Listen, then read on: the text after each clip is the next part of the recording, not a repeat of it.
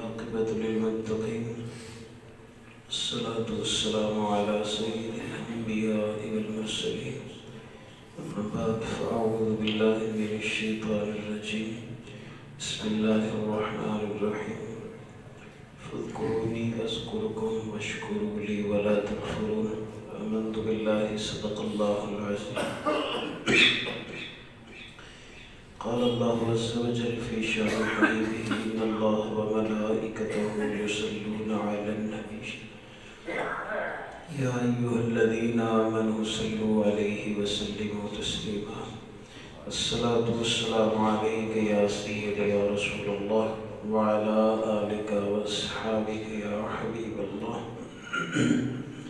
الصلاة والسلام عليك يا سيدي يا رسول الله وعلى آلك وأصحابك يا رحمة للعالمين يا صاحب الجمال ويا سيد البشر من وجهك المنير لقد نور القمر لا يمكن الثناء كما كان حقه بعد از خدا بزرگ توئی کس مختصر. تو صلاة کے بعد اللہ رب العزت کا لاکھ لاکھ شکر ہے کہ جس نے ہمیں اشرف المخلوقات پیدا فرمایا اور اس کے ساتھ ساتھ اپنے محبوب کریم علیہ السلام کا امتی ہونے کا بھی شرف عطا کیا. اللہ رب العزت قرآن مجید فرقان حمید میں ارشاد فرماتا ہے ان اللہ و ملائکتہ یصلون علی النبی، بے شک اللہ اور اس کے فرشتے نبی پر درود بھیجتے ہیں. یا ایھا الذین آمنوا، اے ایمان والو، صلو علیہ وسلموا تسلیما، تم بھی نبی علیہ السلام پر درود بھی بھیجو اور سلام بھی بھیجو. اللہ رب العزت نے اس آیہ مقدسہ کے اندر دو چیزوں کا حکم بیان فرمایا. پہلے نمبر پہ فرمایا ایمان والو تو درود بھیجو اور ساتھ سلام بھی بھیجو. درود پاک یہ وہ واحد وظیفہ ہے کہ اللہ اور بندے کے درمیان یہ وہ چیز ہے جو مشترک ہے. اللہ پاک نے بندوں کو حکم فرمایا نماز پڑھو لیکن خود نہیں پڑھی، زکوٰۃ دو لیکن خود نہیں ہے، حج باقی جتنی بھی عبادتیں ہیں.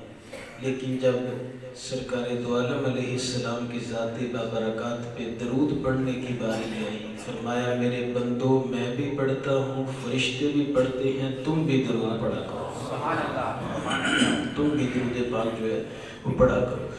اور یہ درود شریف ایک ایسا وظیفہ ہے اور یہ ایک ایسی چیز ہے کہ اس کے بغیر کوئی بھی عبادت قابل قبول نہیں ہوتی. بزرگ تھے نا، انہوں نے وہ نماز پڑھی نا،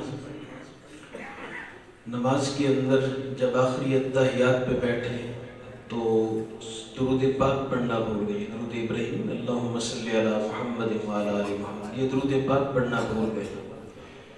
رات کو سرکار دو عالم علیہ السلام کی خواب کے اندر زیارت ہوئی. میرے آقا نے ارشاد فرمایا میری امتی ہو کر درود پڑھنا بھول گیا. یا رسول اللہ میں اللہ کی حمد و ثنا میں ایسا گم ہوا کہ درود پڑھنا بھول گیا. میرے آقا نے ارشاد فرمایا تجھے پتہ کوئی نہیں، عبادت اتنی دیر تک قبول ہی نہیں ہوتی جب تک مجھ پہ درود نہ پڑھا جائے. یعنی کہ درود پاک عبادت کی قبولیت ہونے کی یہ سند ہوا کرتی ہے. کہ روایت میں ملتا ہے کہ جب بندہ کوئی بھی دعا مانگے اس سے پہلے درود پاک پڑھ لو اور اس کے آخر پہ درود پاک پڑھ لو، درمیان میں دعا مانگ لو، وہ دعا کبھی رد نہیں ہوتی. جب یہ بزرگوں سے سوال ہوا رد کیوں نہیں ہوتی، میں ریلوے اسٹیشن پہ جاؤ، ایک عام ریل آتی ہے، ایک مال گاڑی آتی ہے، وہ بڑی لمبی ہوتی ہے، اس کے ایک آگے انجن ہوتا ہے ایک پیچھے ہوتا ہے. اگر اگلے کی پاور کم ہو جائے تو پیچھے والا دھکیلتا ہے، وہ کبھی رکتی نہیں ہے۔ ارے جب 2 انجن چلائے گاڑی کو تو گاڑی نہیں رکتی، جب دعا کے پہلے بھی درود ہو آخر بھی درود ہو تو اللہ کیوں نہیں قبول فرمائے گا۔ اور دوسری بات یہ ہے کہ یہ جو درود پاک ہے نا، کوئی بندہ نمازی بڑی نفل پڑھے نا، بڑے روزے رکھ لے، بڑے حج کر لے، زکوٰۃ دے، لوگوں کے درمیان پتہ نہیں کیا کیا کرے، ہر عبادت میں ریاکاری آ سکتی ہے، اور جس میں ریاکاری آ جائے، دکھاوا آ جائے، وہ عبادت قبول نہیں ہوتی۔ درود پاک ایک ایسا وظیفہ ہے، یہ ریاکاری کے طور پر بھی پڑھے تو تب بھی یہ قبول ہوتا ہے۔ اس کے اندر یعنی کہ نامقبول ہونے والی چیز ہی کوئی نہیں ہے، بلکہ علماء نے یہاں تک تشریحات کے اندر یہ بات لکھی ہے، اگر کوئی بندہ سبزی منڈی چلا جائے، مثال دیتے ہیں، سیب ہوتے ہیں نا، سیب کی پیٹی خریدی تو وہ پوری پیٹی کی قیمت ہوتی ہے، اس کے اندر کوئی گلا بھی ہوگا، کوئی سڑا بھی ہوگا، خراب بھی ہوگا، ٹھیک بھی ہوگی۔ اب یہ پیٹی خرید کے یہ تو نہیں کہہ سکتا نا، اے خراب تیرے تے صحیح میرے، انہاں دا سودا، ایسے تو نہیں نہ ہوتا، وہ پورا ہی سودا ہوتا ہے۔ علماء فرماتے ہیں تمہاری عبادتیں ٹوٹی پھوٹی کیوں نہ ہو، سجدوں کے اندر خشوع و خضوع نہ ہو، وہ روحانیت نہ ہو، وہ جذب و کیف کی مستی نہ ہو، لیکن اپنی عبادتوں میں درود پاک کو شامل کر لو، تو جب ایک بندہ سودا کرے، وہ دوران سودا جو اچھی چیز ہوتی ہے اس کے ساتھ گھٹیا چیز بھی سودے میں آ جاتی ہے، بندہ وہ سودا قبول کر لے تو وہ رحیم ہے، وہ کریم ہے۔ یہ تو نہیں تیرا پڑا درود قبول کر لے عبادت رد کر دے، بلکہ دونوں اللہ قبول فرماتا ہے۔ اللہ پاک جو ہے وہ دونوں چیزیں بندے کی قبول ہوتی ہیں۔ میرے آقا ایک دن مسجد نبی شریف میں تشریف فرما ہے، ایک آدمی آیا، اس نے آ کر نماز پڑھی، نماز پڑھنے کے بعد اس نے دعا کے لیے ہاتھ بلند کر دیے، دعا مانگ چکا، حضور اسلام نے اسے بلا کے ارشاد فرمایا، نماز پڑھی تو نے دعا مانگنے میں بڑی جلدی کی ہے۔ رسول اللہ وہ کیسے؟ میں نے کہا نماز پڑھ لی ہے، چلو دعا کر لیتے ہیں۔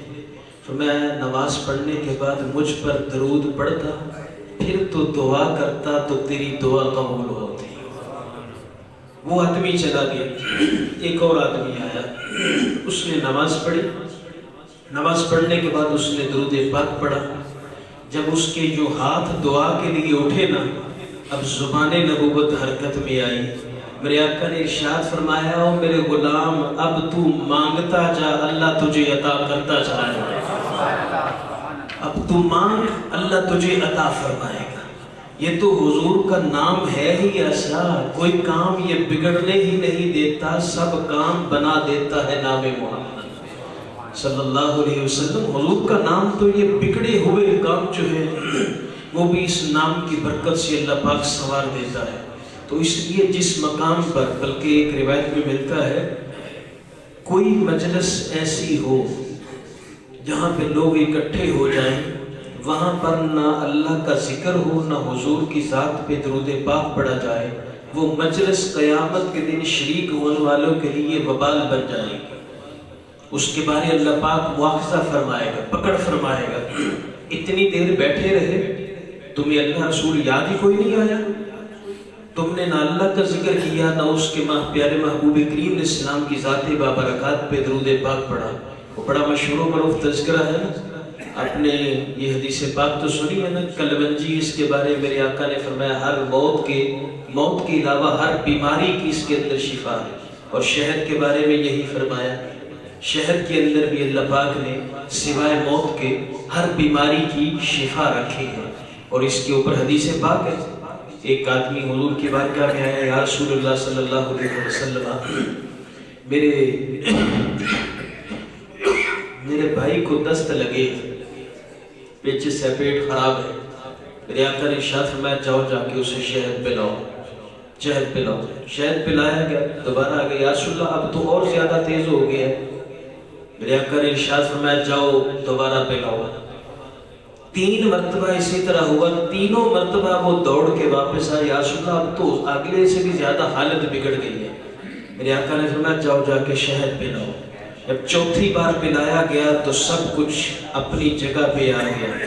آگے عرض کی آقا ایسا ہوا؟ فرمایا میرا رب سچ فرماتا ہے، تیرے بھائی کا پیٹ جھوٹ بولتا ہے۔ بات تو یہ ہے نا کہ انسان کا ایمان کامل ہونا چاہیے کہ میرے آقا علیہ السلام نے جب فرما دیا کہ شہد کے اندر شفا ہے تو پھر کون ہوتا ہے جو اس سے انکار کر سکے؟ کبھی یہ اس چیز کو جو حضور نے ارشاد فرمایا جب بندہ اس پہ عمل کر کے کرتا ہے تو پھر اللہ یقیناً شفا کر دیتا ہے۔ جب وہ بندے کا عقیدہ ہی متزلزل ہو، اب پتہ نہیں ہونی کہ نہیں ہونی، اتنی دوائیاں کھادی آرام نہیں آیا، شہد کی 2 چمچیوں سے کیا ہوگا؟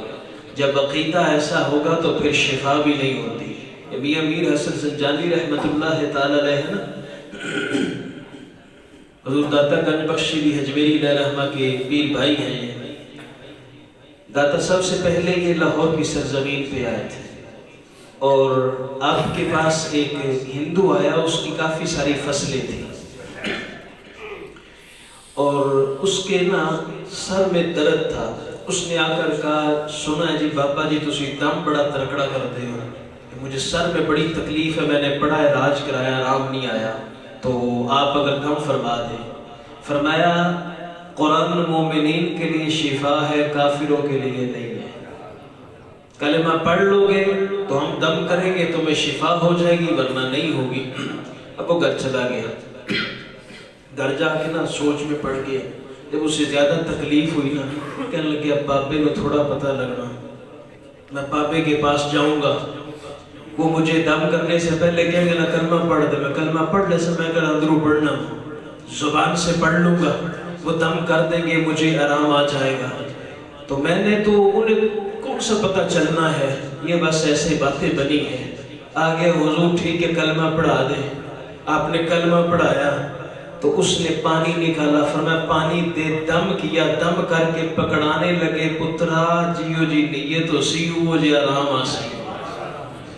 نے کہا حضور یہ کیا ہوا؟ فرمایا گھر بیٹھ کے سوچتے نہیں رہے ہو کہ میں اوپر سے کلمہ پڑھوں گا، جب اندر سے پڑھے گا آرام تجھے تبھی آئے گا ورنہ نہیں آئے گا۔ تو شہد کے بارے میں وہ روایت مثنوی شریف کے اندر لکھی ہے مولانا روم نے کہ حضور اسلام نے ایک شہد کی مکھی سے سوال کیا، یہ تو ہر پھولوں کا رس چوستی ہے، کوئی کڑوا ہوتا ہے، کوئی بد مزہ ہوتا ہے، کوئی پھیکا ہوتا ہے، کوئی کس طرح کا ہوتا ہے، اور یہ شہد اتنا میٹھا کیسے بن جاتا ہے؟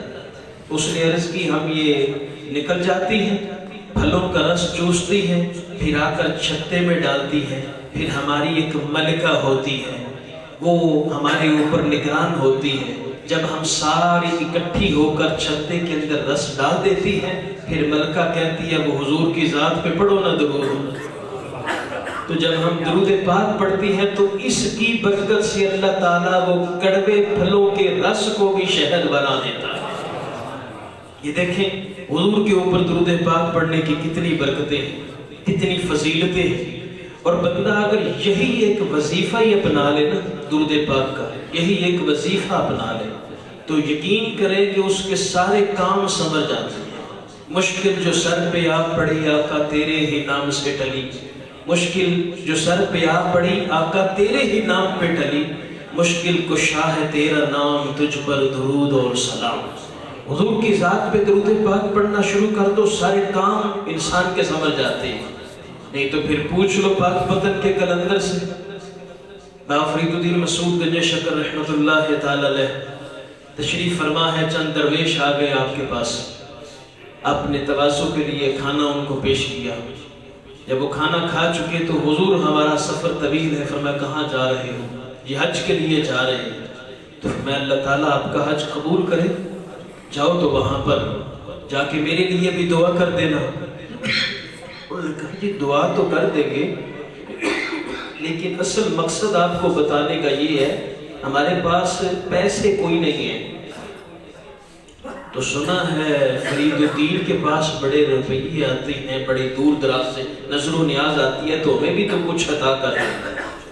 یہ بابا فرید الدین یہ وہ مرد قلندر ہیں آپ کی ایک زمین تھی، تھوڑا سا زمین کا ٹکڑا تھا، کچھ غیر مسلم لوگوں نے اس کے اوپر قبضہ جو ہے وہ جما لیا، تو آپ نے ارشاد فرمایا بھئی یہ زمین میری ہے، تم اس کے بارے میں ایسے نہ کرو، قبضہ نہ کرو۔ انہوں نے جا کر عدالت میں مقدمہ دائر کر دیا، زمین ہماری ہے، فرید الدین کا قبضہ ہے۔ آپ نے فرمایا یہ عدالت جانے کا تو تم کی نہیں بنتا، تم یہ ایسی باتیں کیوں کرتے ہو؟ انہوں نے کہا جی حکومت ہماری ہے، قانون کے مطابق فیصلہ ہوگا۔ فرید الدین جب عدالت میں پہنچے نا تو جج نے کہا فرید الدین یہ جگہ ان کی ہے، تم نے قبضہ کیا ہے، کیا تیرے پاس کوئی فرد ہے، کوئی کاغذ ہے؟ آپ نے فرمایا فقیر کے پاس نہ فرد ہے نہ کاغذ ہے، تو کہا پھر دعویٰ کیوں کرتے ہو؟ فرمایا جا کے زمین نو پوچھ لا فرید دی ہے کہ نہیں ہے، میں جاؤں جا کر زمین سے پوچھ لو فرید کی یہ زمین ہے کہ نہیں ہے۔ تو آپ کے پاس جب وہ درویشوں نے کہا نا حضور ہمیں کچھ چاہیے، تو آپ نے سر جھکایا نا تو بظاہر کوئی چیز نظر نہ آئی، قریب کھجور کی گٹھلیاں پڑی ہوئی تھی، انہیں پکڑا ہاتھ میں لیا۔ اب ذرا دل تھام کے سنیے، بڑا درود پاک، یوں مارا نہ پھونک، تو فقیروں و درویشوں کو کہنے لگے یہ لو یہ تمہارا زاد راہ ہے۔ کہنے لگے بابا جی کھجور کی گٹھلیاں کون ہم سے خریدے گا؟ اور میں تکو تے صحیح کیے، جب دیکھا تو وہ سونا بن چکی تھی، دیکھا تو وہ سونا بن چکی تھی۔ یہ بات ہے، وہ بات انسان سمجھے تو صحیح نہ، کبھی صحیح معنوں میں کبھی بھی کسی نے سرکار دو عالم علیہ السلام سے اپنی محبت کا اظہار سچے دل سے اگر کوئی کر دینا تو ادھر سے جواب آتا ہے، سننے والے کان نہ ہو تو الگ بات ہے، ادھر سے جواب ضرور آ جاتا ہے بندے کو۔ اور اسی طرح حضرت علی مرتضیٰ رضی اللہ عنہ نے بھی یہ کر کے دکھایا تھا۔ صحن حرم ہے نا، خانہ کعبہ شریف، ابتدائی اسلام کا دور ہے، ایک ساحل آ گیا، ابو جہل کمپنی بیٹھی ہوئی ہے اس مقام پہ، آ کے آخیا ہو یار میں بڑا غریب آدمی ہوں تو مجھے کچھ دے دو، میں جو ہے مانگنے کے لیے آیا ہوں۔ تو انہوں نے نا بطور مذاق حضرت علی خانہ کعبہ شریف کے سامنے صحن حرم میں نماز ادا کر رہے تھے، انہیں پتہ تھا مسلمانوں پہ بڑی تنگ دستی کا دور ہے اور یہ بڑے غریب غریب لوگ اسلام قبول کر رہے ہیں، تو کہاں ان کے پاس ہوگا اتنا، بطور مذاق کہنے لگے او جڑا نماز پڑھتا ہی نہ پیا او دے کول بڑے روپیے دے پڑ گئے، جاؤ اس کے پاس جاؤ، وہ تمہیں ضرور جو ہے وہ کچھ نہ کچھ دے دے گا، وہ بڑا امیر ترین آدمی ہے۔ مولا کائنات ہو، مولا مشکل کشا ہو، حضور علیہ السلام کی تربیت میں بچپن سے رہے ہوں، اور پھر آپ نے حضور کے چہرے انور کو ہر وقت دیکھا ہو، حضور کی تربیت میں رہے ہوں، اور پھر ولایت آپ کی طرف کنورٹ ہو چکی ہو، سلام پھیرا تو سائل آ کے کہنے لگا وہ کہتے ہیں کہ تم بڑے امیر آدمی ہو لہٰذا کچھ تو دے دو۔ تو فرمایا اچھا یہ بات ہے، آج انہوں نے امتحان علی کا دینا شروع کر دیا ہے۔ اور یہ بات یاد رکھنا، ہمیشہ جس کا ایمان کمزور ہوتا ہے اللہ والوں کا امتحان وہی لیا کرتا ہے۔ وہ خواجہ حمید الدین ناگوری رحمت اللہ تعالی علیہ تھے، غالباً آپ ہیں کوئی اور بزرگ ہیں آپ کے بارے میں ملتا ہے کہ بادشاہ کی نا دعوت، بادشاہ نے دعوت پہ بلایا آپ کو، جب دعوت پہ بلایا نا تو اس نے سامنے کھانے رکھ دیے۔ یہ جو امیر لوگ ہوتے ہیں نا، یہ جب کسی نیک بندے کو بلاتے ہیں تو اس کے پیچھے بھی کوئی نہ کوئی مقصد ہوتا ہے کہ چلو ان سے کوئی دعا وغیرہ کروا لیں گے، ہو سکتا ہے اللہ پاک مہربانی فرمائے۔ ہمارے حضرت صاحب کے پاس کسی نے خط لکھا نا، حضور ہمارے ادھر ایک جن نے بڑا تنگ کرتا ہے لوگوں کو، کبھی وہ کیا کر دیتا ہے، کبھی کہ آپ کو بڑا سارا دیو بھیج دینا جو اس کو پکڑ کے لے جاؤ۔ تو میرے حضرت صاحب رحمۃ اللہ تعالی نے جواباً خط میں لکھا وہ دن جن اور دیو کے پیچھے کیوں بھاگتا ہے، وہ عمل کیوں نہیں کرتا کہ فرشتے بھی تیرے نوکر بن جائیں، وہ عمل کیوں نہیں کرتے کہ فرشتے بھی تمہارے نوکر بن جائیں۔ عمل کر کے تو دیکھو نا، انسان عبادت پہ آئے تو فرشتے بھی نوکر ہیں، برائی پہ آئے تو جانوروں سے بھی بدتر ہے، جانوروں سے بھی انسان گزر جاتا ہے اگر برائی پہ آ جائے۔ تو وہ سامنے اس نے کھانے رکھ دی، کھانے رکھنے کے بعد نا وہ بادشاہ اپنے دل میں سوچنے لگا جڑا لال رنگ دا سیب پیا نا اگر خواجہ نے مجھے پکڑا دیا نا، میرے دل میں خواہش ہے خواجہ مجھے پکڑا ہے تو مان جاؤں گا یہ اللہ کے ولی ہے۔ آپ نے سیب وہی اٹھایا نا، اٹھا کر اپنے ہاتھ میں لیا تو یوں اچھالنا شروع کر دیا۔ وہ فرمان لگے میں قریب بار گیا تو اتنے کا تماشا ہو رہا تھا، اور تماشے کے اندر ایک گدھا تھا، گدھا، اور اس کے مالک نے ایک سیب اسی طرح چھپا کے رکھا۔ اس نے کہا کہ میں اچھال دیتا ہوں اور مجمع کے اندر چلا جائے۔ گدھا جا کر اس کی آنکھوں پہ پٹی باندھ دی گئی، سیب اچھال دیا گیا، اب پٹی کھول دی گئی۔ اب گدھے سے کہا کہ سیب لے کے آنا، تو وہ خوشبو سونگتا سونگتا اس آدمی کے پاس پہنچا جس کے پاس سیب تھا۔ یہ کہہ کر سیب پکڑا نا، پکڑ کے فرمایا کہ سیب تینوں دے دیاں تے تو کھوتے جنہ ہی کمال بنیا نا، تے جے نہ دئیے تو تسی کہندے ہو اللہ دے ولی کوئی نہیں بھائی۔ یہ کہہ کر آپ نے سیب اس کی طرف پھینک دیا۔ تو حضرت تیریل مرتضیٰ رضی اللہ عنہ کے پاس جب وہ آیا نا، سائل اس نے کہا کہ آپ کچھ دیجئے۔ آپ نے فرمایا ہاتھ کرنا ہے، قربان جائے آج اس کی ہتھیلی بھی تو مولا علی کے در پہ پھیلی ہے نا۔